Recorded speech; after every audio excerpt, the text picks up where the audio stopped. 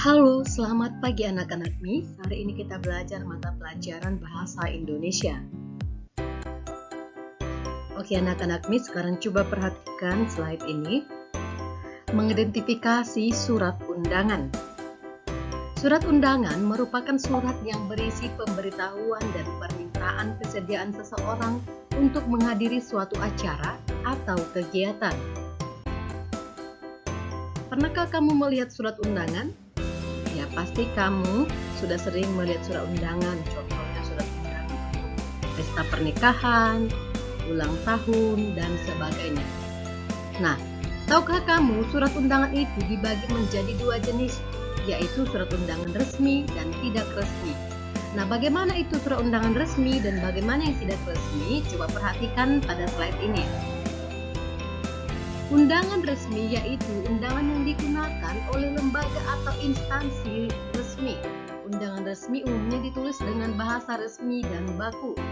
Nah, pada pertemuan sebelumnya, waktu tatap muka di kelas, kita sudah bahas mengenai kalimat baku dan tidak baku. Nah, misalnya undangan dari Kementerian Negara atau pemerintah daerah.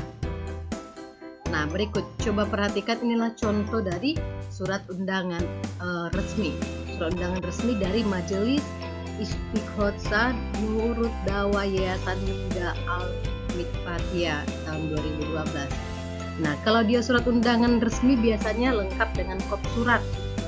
Ini kop atau kepala surat ini. Nah, kemudian ada nomor undangannya, lampirannya itu biasanya tidak harus, bisa pakai lampiran, bisa juga tidak. Kemudian setelah dibawa ke kepala surat ini biasanya ada dibuat tertera nomornya, lampiran, perihal, dan kemudian biasanya dibuat dengan diawali dengan kata kepada yang terhormat. Contohnya Bapak Ibu guru-guru SD latihan di tempat gitu contohnya. Kemudian bahasanya biasanya baku. Kemudian juga pembuatan pelaksanaan suatu kegiatan itu biasanya bentuknya seperti ini, hari, tanggal, waktu, tempat, begitu.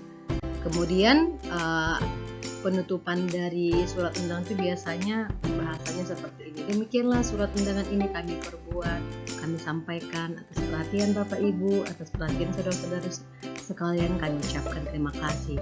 Nah, kemudian biasanya itu ditutup dengan tanda tangan. Tanda tangan si pembuat surat undangan itu. Biasanya kalau dari badan atau organisasi itu biasanya ditandatangani oleh ketua dan sekretaris ataupun hanya ketua saja. Seperti itu, dan dia dibuat jelas tempatnya ketika ini dari surat undangannya ditandatangani itu biasanya dibuat tempat dan tanggal. Contohnya seperti ini, Bandung 30 Agustus 2012. Nah, pasti ini sudah tidak asing lagi kalian lihat ya kan anak-anak semua. Ya, contoh surat undangan apa lagi yang resmi? Ya, contoh surat undangan untuk orang tua untuk melihat kelulusan anak-anak sekolah, seperti itu contohnya. Kemudian surat undangan tidak resmi yaitu undangan yang mengatasnamakan pribadi yang ditujukan kepada orang lain untuk menginformasikan kegiatan pribadi orang tersebut, misalnya undangan ulang tahun.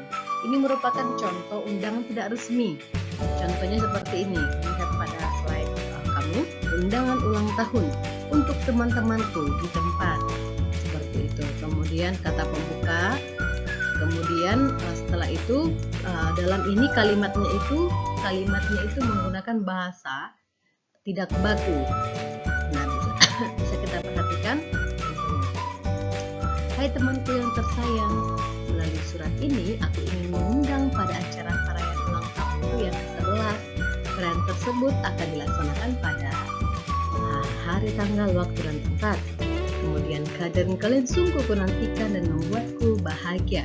Tidak kesan tanpa kehadiranmu.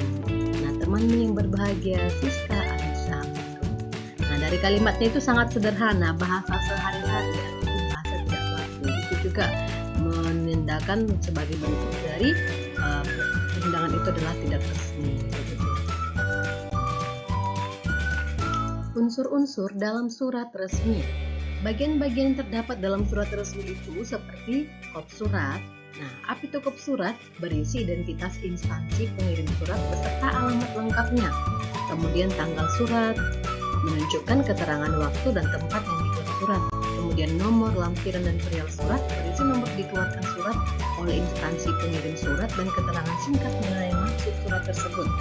Kemudian alamat tujuan, berisi identitas penerima surat, salam pembuka, sapaan pengirim surat sekaligus pembuka surat, isi surat, pesan yang ingin disampaikan pengirim surat, salam penutup merupakan salam untuk mengakhiri surat, kemudian nama pengirim atau identitas pengirim surat.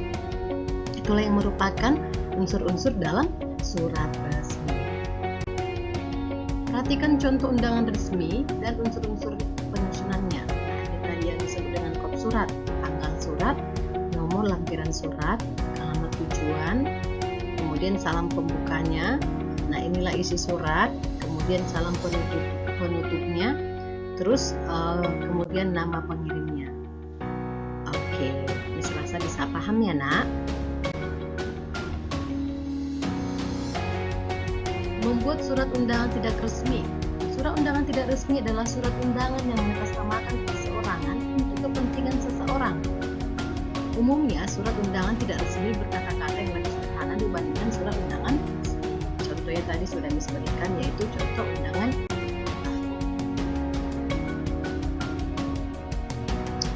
Kemudian, coba perhatikan undangan tidak resmi berikut ini. Nah, ini juga contoh yang tadi seperti disampaikan, yaitu undangan hak pesta ulang tahun. Ini bentuknya. Dia sederhana dengan menggunakan kalimat yang sederhana juga bahasanya. Oke, anak-anak, ini untuk tugas kamu membuat contoh surat resmi dan surat tidak resmi. Jadi ada 2 tugas ya. Yang pertama kamu buat contoh surat resmi.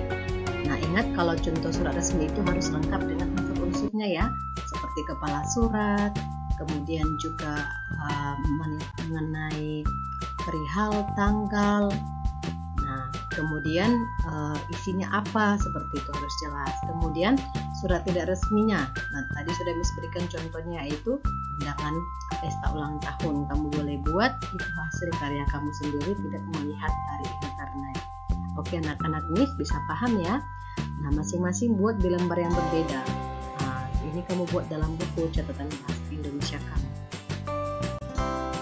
Oke, anak-anak semua, demikian pembelajaran bahasa Indonesia kita pada hari ini. Jangan lupa untuk membuat catatannya dan mengerjakan tugas-tugasnya. Tetap semangat semuanya. Selamat pagi.